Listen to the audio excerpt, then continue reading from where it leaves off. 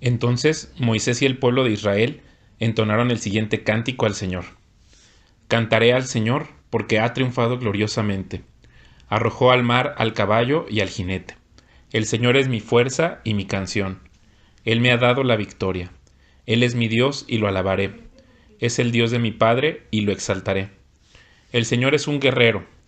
Yo soy quien yo soy es su nombre. Arrojó al mar a los carros y al ejército del faraón. Los mejores oficiales del faraón se ahogaron en el mar rojo.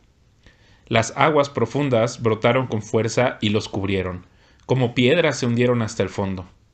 Tu mano derecha, oh Señor, es gloriosa en poder. Tu mano derecha, oh Señor, aplasta al enemigo. Con la grandeza de tu majestad, derribas a los que se levantan contra ti. Desatas tu ardiente furia y los consume como a paja. El soplido de tu aliento, las aguas se apilaron, el impetuoso oleaje se quedó firme como un muro. En el corazón del mar las aguas se endurecieron. El enemigo se jactaba diciendo: los perseguiré y los alcanzaré, los despojaré y los consumiré. Sacaré mi espada, mi mano poderosa los destruirá. Pero tú soplaste con tu aliento y el mar los cubrió. Se hundieron como plomo en las poderosas aguas. Oh Señor entre los dioses, ¿quién es como tú, glorioso en santidad, imponente en esplendor, autor de grandes maravillas? Levantaste tu mano derecha y la tierra se tragó a nuestros enemigos. Con tu amor inagotable guías al pueblo que redimiste. Con tu poder los guías a tu hogar sagrado. Lo oyen los pueblos y tiemblan. La angustia se apodera de los que viven en Filistea. Los líderes de Edom están aterrados. Los nobles de Moab tiemblan. Todos los que viven en Canaán se desvanecen. Terror y espanto caen sobre ellos. El poder de tu brazo los deja sin vida, como una piedra, hasta que tu pueblo haya pasado, oh Señor, hasta que haya pasado el pueblo que compraste. Tú lo traerás y lo plantarás en tu propio monte, el lugar, oh Señor, reservado para tu morada, el santuario, oh Señor, que tus manos establecieron. El Señor reinará por siempre y para siempre. Cuando los carros de guerra, sus conductores y los caballos del faraón entraron al mar, el Señor hizo que las aguas cayeran con fuerza sobre ellos. Pero el pueblo de Israel había cruzado por en medio del mar pisando tierra seca. Entonces la profetisa Miriam, hermana de Aarón, tomó una pandereta, se puso al frente y todas las mujeres la siguieron, danzando y tocando sus panderetas. Y Miriam entonaba este cántico: Canten al Señor, porque ha triunfado gloriosamente. Arrojó al mar al caballo y al jinete. Entonces Moisés guió al pueblo de Israel lejos del mar Rojo y se internaron en el desierto de Shur. Viajaron por este desierto durante 3 días sin encontrar agua. Cuando llegaron al oasis de Mara, no pudieron beber el agua porque era demasiado amarga. Por eso llamaron al lugar Mara, que significa amarga. Entonces la gente se quejó y se puso en contra de Moisés. ¿Qué vamos a beber?, reclamaron.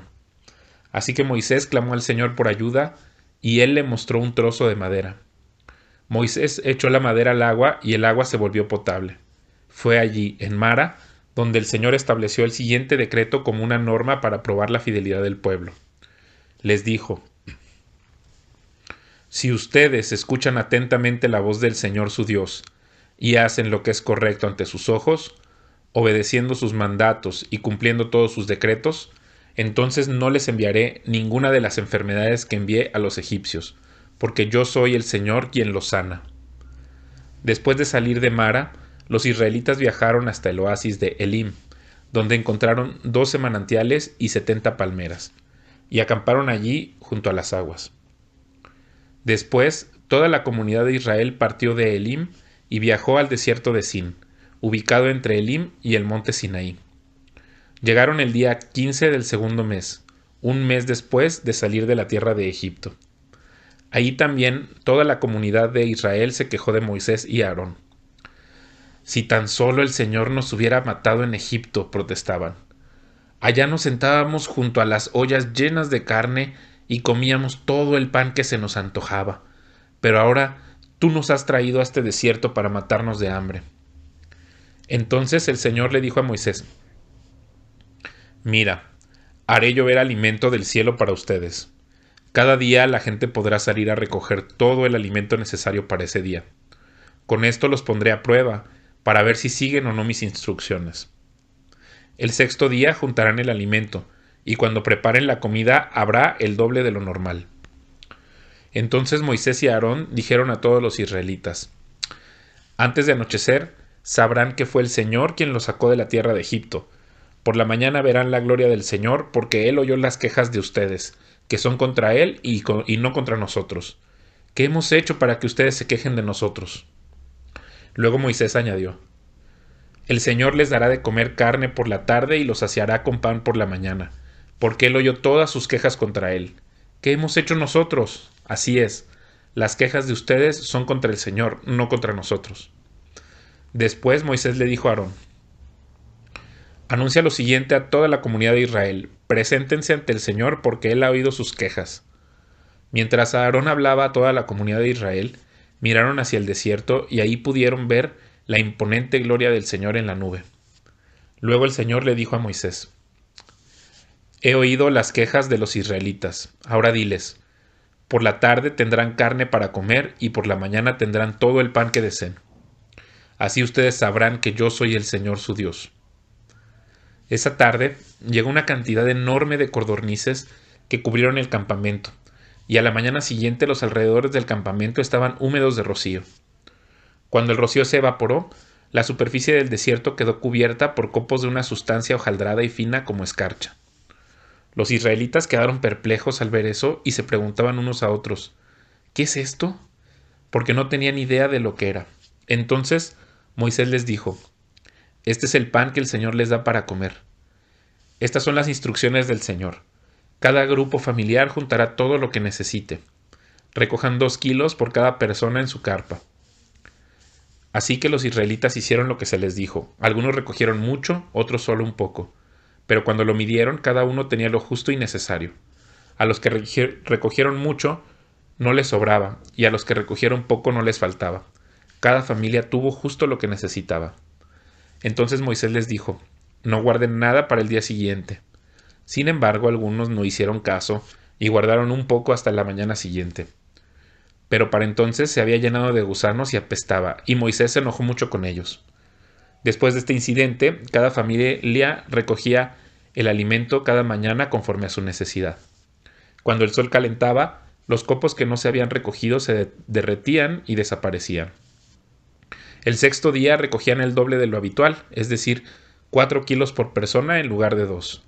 Entonces todos los líderes de la comunidad se dirigieron a Moisés en busca de una explicación. Él les dijo: Esto es lo que el Señor ha ordenado. Mañana será un día de descanso absoluto, un día sagrado de descanso, reservado para el Señor. Así que no horneen o hiervan hoy todo lo que necesiten y guarden para mañana lo que les sobre. Entonces ellos dejaron un poco aparte para el día siguiente, tal como Moisés había ordenado. Al otro día la comida sobrante estaba buena y saludable, sin gusanos ni mal olor. Así que Moisés dijo: Coman este alimento hoy, porque es el día de descanso dedicado al Señor. Hoy no habrá alimento en el campo para recoger. Durante 6 días se les permite recoger alimento, pero el séptimo día es el día de descanso. Ese día no habrá alimento en el campo. Aún así, algunas personas salieron a recoger el día séptimo, pero no encontraron alimento. Entonces el Señor le preguntó a Moisés: ¿Hasta cuándo este pueblo se negará a obedecer mis mandatos y mis instrucciones? Tienen que entender que el día de descanso es un regalo del Señor para ustedes. Por eso Él les provee doble cantidad de alimento el sexto día, a fin de que tengan suficiente para 2 días. El día de descanso todos deben quedarse en el lugar donde estén, no salgan a buscar pan el séptimo día. Así que la gente no recogió alimento el día séptimo. Los israelitas llamaron maná al alimento. Era blanco como la semilla del cilantro y tenía un gusto parecido a obleas con miel. Luego Moisés dijo: Esto es lo que el Señor ha ordenado. Llenen un recipiente con 2 kilos de maná y consérvenlo para sus descendientes. Así las generaciones futuras podrán ver el pan que les di a ustedes en el desierto cuando los liberé de Egipto. Entonces Moisés le dijo a Aarón: Toma una vasija y llénala con 2 kilos de maná. Después colócala en un lugar sagrado delante del Señor a fin de conservarlo para todas las generaciones futuras. Así que Aarón hizo tal como el Señor le ordenó a Moisés. Posteriormente lo colocó dentro del arca del pacto frente a las tablas de piedra grabadas con las condiciones del pacto. Y los israelitas comieron maná durante 40 años hasta que llegaron a la tierra donde se establecerían. Comieron maná hasta que llegaron a la frontera de la tierra de Canaán. El recipiente utilizado para medir el maná era un gomer, que era la 10ª parte de un efa, equivalía a 2 kilos. Por orden del Señor, toda la comunidad de Israel partió del desierto de Sin y anduvo de un lugar a otro. Finalmente acamparon en Refidim, pero ahí no había agua para que el pueblo bebiera. Así que el pueblo volvió a quejarse contra Moisés. «Danos agua para beber», reclamaron. «Cállense», respondió Moisés. «¿Por qué se quejan contra mí? ¿Por qué ponen a prueba al Señor?» Pero ellos, atormentados por la sed, siguieron discutiendo con Moisés. «¿Por qué nos sacaste de Egipto? ¿Quieres matarnos de sed a nosotros, a nuestros hijos y a nuestros animales?» Entonces Moisés clamó al Señor. «¿Qué hago con este pueblo? Están a punto de apedrearme». Y el Señor le dijo a Moisés: «Pasa por delante del pueblo. Toma tu vara, la que usaste para golpear las aguas del Nilo, y llama a algunos ancianos de Israel para que te acompañen. Yo me pararé frente a ti sobre la roca en el monte Sinaí. Golpea la roca y saldrá agua a chorros. Entonces el pueblo podrá beber». Así que Moisés golpeó la roca como se le indicó, y el agua brotó a chorros a la vista de los ancianos. Entonces Moisés llamó a aquel lugar Masá, que significa prueba, y Meriba, que significa discusión, porque el pueblo de Israel discutió con Moisés y puso a prueba al Señor, diciendo: ¿Está o no el Señor aquí con nosotros? Mientras el pueblo de Israel aún se encontraba en Refidim, los guerreros de Amalec lo atacaron. Así que Moisés le ordenó a Josué: «Escoge a algunos hombres para salir a pelear contra el ejército de Amalec. Mañana yo estaré en la cima de la colina sosteniendo la vara de Dios en mi mano». Josué hizo lo que Moisés le ordenó y peleó contra el ejército de Amalec. Entretanto, Moisés, Aarón y Hur subieron a la cima de una colina cercana. Mientras Moisés sostenía en alto la vara en su mano, los israelitas vencían, pero cuando él bajaba la mano dominaban los amalecitas. Pronto se le cansaron tanto los brazos que ya no podía sostenerlos en alto. Así que Aarón y Hur le pusieron una piedra a Moisés para que se sentara. Luego separaron a cada lado de Moisés y le sostuvieron las manos en alto. Así sus manos se mantuvieron firmes hasta la puesta del sol. Como resultado, Josué aplastó al ejército de Amalec en la batalla. Después de la victoria, el Señor dio a Moisés las siguientes instrucciones: «Escribe esto en un rollo para que sea un recuerdo perpetuo, y léelo en voz alta a Josué. Yo borraré por completo la memoria de Amalec de debajo del cielo». Entonces Moisés edificó un altar en ese lugar y lo llamó Yahvé Nisi, que significa «El Señor es mi estandarte». Dijo: «Por cuanto han levantado su puño contra el trono del Señor, ahora el Señor estará en guerra con Amalec de generación en generación». Jetro, el suegro de Moisés y sacerdote de Madián, se enteró de todo lo que Dios había hecho por Moisés y por su pueblo los israelitas, y oyó particularmente cómo el Señor los había sacado de Egipto. Anteriormente, Moisés había enviado a su esposa Séfora y a sus 2 hijos de regreso a casa de Jetro, y él los había hospedado. El primer hijo de Moisés se llamaba Gersón, porque cuando el niño nació, Moisés dijo: «He sido un extranjero en tierra extraña». A su segundo hijo lo llamó Eliezer, porque dijo: «El Dios de mis antepasados me ayudó y me rescató de la espada del faraón». Así que Jetro, el suegro de Moisés, fue a visitarlo al desierto y llevó consigo a la esposa y a los 2 hijos de Moisés. Llegaron cuando Moisés y el pueblo acampaban cerca del monte de Dios. Jetro le había enviado un mensaje a Moisés para avisarle: «Yo, tu suegro Jetro, vengo a verte junto con tu esposa y tus 2 hijos». Entonces Moisés salió a recibir a su suegro. Se inclinó ante él y le dio un beso. Luego de preguntarse el uno al otro cómo les iba, entraron en la carpa de Moisés. Moisés le contó a su suegro todo lo que el Señor les había hecho al faraón y a los egipcios a favor de Israel. También le habló de todas las privaciones que habían sufrido a lo largo del camino y de cómo el Señor había librado a su pueblo de las dificultades. Jetro se alegró mucho al oír de todo el bien que el Señor había hecho por Israel al rescatarlo de las manos de los egipcios. «¡Alabado sea el Señor!», exclamó Jetro, «pues los rescató de los egipcios y del faraón. Así es, rescató a Israel del poder de Egipto.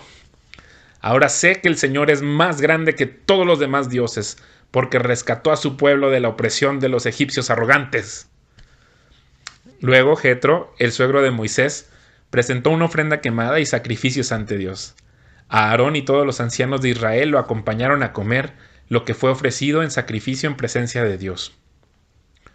Al día siguiente, Moisés se sentó para oír los pleitos que los israelitas tenían unos con otros, y el pueblo esperó a ser atendido delante de Moisés desde la mañana hasta la tarde. Cuando el suegro de Moisés vio todo lo que él hacía por el pueblo, le preguntó: «¿Qué logras en realidad sentado aquí?